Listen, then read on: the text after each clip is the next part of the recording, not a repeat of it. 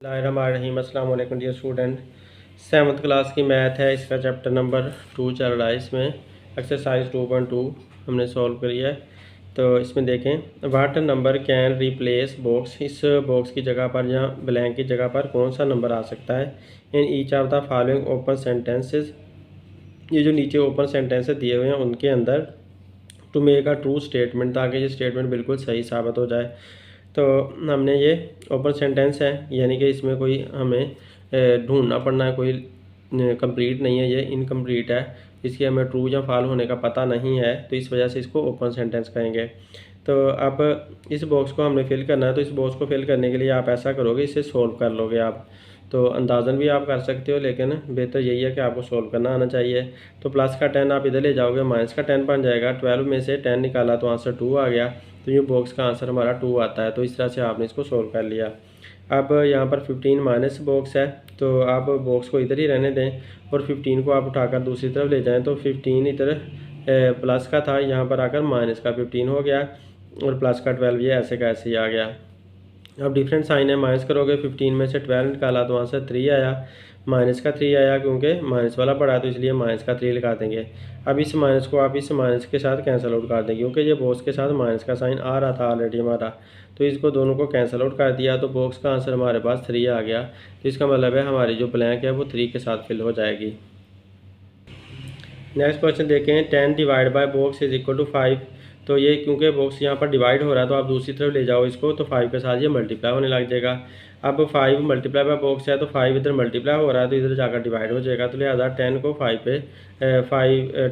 पे डिवाइड कर देंगे। तो 10 को 5 पे डिवाइड किया तो आंसर 2 आया। तो बॉक्स का आंसर हमारा 2 आ चुका है। अब यहाँ पर बॉक्स के साथ 4 मल्टीप्लाई हो रहा है, तो 4 यहाँ पर मल्टीप्लाई हो रहा है, दूसरी तरफ जाकर डिवाइड हो जाएगा। तो 28 को आप 4 पे डिवाइड कर दोगे। तो 28 को 4 पे डिवाइड करें तो आंसर 7 आता है। 4 7 28 होता है। तो इस तरह से बॉक्स का आंसर 7 आ गया। अब नेक्स्ट देखें, separate open and clause sentence. Open और क्लोज सेंटेंस के बारे में हमने बताना है। तो ओपन सेंटेंस ऐसे होते हैं जिनके हमें ट्रू या फॉल होने का पता नहीं होता, यानी कि जिनके अंदर कोई सी अननोन वैल्यू होती है।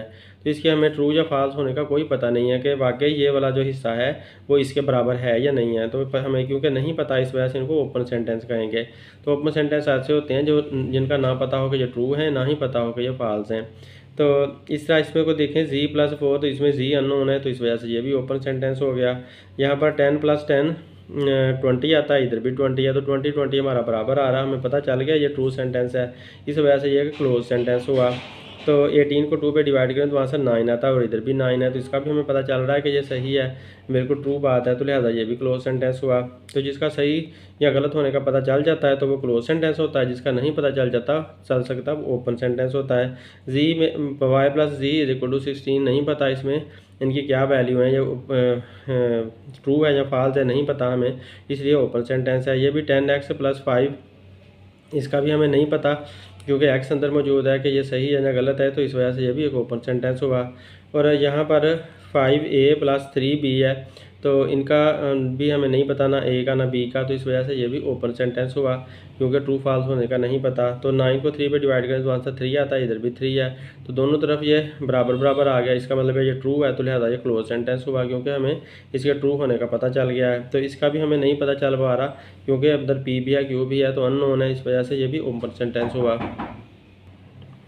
अब कंप्लीट द फॉलोइंग टेबल, इस टेबल को हमने कंप्लीट करना है। इसमें अलजेब्रिक एक्सप्रेशन है पहला, यहाँ पर सीरियल नंबर है, ये SR से मुराद है सीरियल नंबर, यानी कि तरतीब जो नंबर्स की है ना वो, और ये जो साइन होता है इसे नंबर कहते हैं। तो नंबर 1, नंबर 2, नंबर 3, नंबर 4, ये 4 हमारे क्वेश्चन हैं। तो अलजेब्रिक एक्सप्रेशन ये हमें दिया हुआ है। पहला 4xy है, इसमें नंबर ऑफ टर्म्स रकमें बतानी है। टर्म्स का मतलब होता है रकमें कि रकमें कितनी है, तो एक ही रकम है ये सारी, तो इसलिए हम इसे 1 कह देंगे। वेरिएबल का मतलब यह है कि इसमें x y कौन से इस्तेमाल हो रहे हैं, तो एक x है और एक y है, तो x, y लिख देंगे। और कांस्टेंट इसमें क्या है, तो इसमें कांस्टेंट कोई भी नहीं है, जो बगैर x y की कोई रकम हो ना उसे कांस्टेंट कहते हैं। तो आप ये कह सकते हो कि यहाँ पर +0 है, तो आप ये 0 कांस्टेंट यहाँ पर हो जाएगा। उसके बाद क्वेश्चन नंबर 2 है, इसका पार्ट 2 है। तो 4x² माइनस 2y प्लस 8। तो इसके अंदर नंबर ऑफ टर्म्स रकमें कितनी हैं? तो रकमें इसमें एक ये वाली रकम हो गई और एक ये रकम हो गई और एक ये 3 रकमें बनती हैं। ऐसे अलजबरा के हिस्से, अलजबरा के सेंटेंस के हिस्से जो प्लस माइनस के साइन से सेपरेट हो रहे हों उनको टर्म्स कहते हैं, उनको उसकी रकमें कहते हैं। तो 1, 2 और ये 3 रकमें हो गई। और इनके वेरिएबल क्या हैं? ये एक्स वाई इसके वेरिएबल हैं, एक्स वाई वेरिएबल हो गए और 8 हमारे पास कांस्टेंट आ गया। उसके बाद आपका ये है x², सॉरी ये वाला एक रकम इसकी ये है 2xyz वाली और एक ये है। तो 2 इसकी रकमें बनती हैं, एक रकम ये होगी ना तो एक रकम ये होगी, तो ये 2 रकमें हो गई। और xyz ये हमारे जो है सारे वेरिएबल हैं, ऊपर वेरिएबल लिखा हुआ है, वेरिएबल हो गए। और ये जो है कांस्टेंट, इसको 20 को कांस्टेंट कहेंगे क्योंकि इसके साथ एक्स वाई वगैरह नहीं है, तो ये कांस्टेंट है। अगर इस 2 की बात करें तो ये कोफिशिएंट है, तो कोफिशिएंट का हमारा खाना ही नहीं है कोई भी, इस वजह से हमने ये नहीं बताना। तो लिहाजा हमारा ये कंप्लीट हो गया पार्ट। अब ये वाला देखो, इसमें एक रकम ये हुई, एक ये हुई और एक ये, तो 3 रकमें हुई तो 3 लिख देंगे। एक्स वाई इसमें कांस्टेंट आ रहे हैं, ये एक्स ये भी एक्स है तो ये वाई, तो सॉरी कांस्टेंट नहीं वेरिएबल आ रहे हैं, तो वेरिएबल्स हो गए। और ये जो 16 है वो अकेली रकम ये कांस्टेंट हो गया। तो इस तरह से ये पार्ट भी हो गया। अब separate like and unlike terms from the given expression. ये जो एक्सप्रेशन दिए हुए हैं ना, इनके अंदर से आपने देखना कि लाइट टर्म्स कौन सी हैं। लाइक का मतलब है एक जैसी और अनलाइक मतलब मुख्तलिफ तरह की।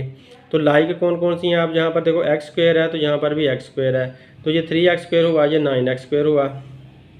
3x², 9x², ये भी स्क्वायर वाली है, ये भी x के स्क्वायर वाली है, तो ये लाइक टर्म्स हो गई हैं।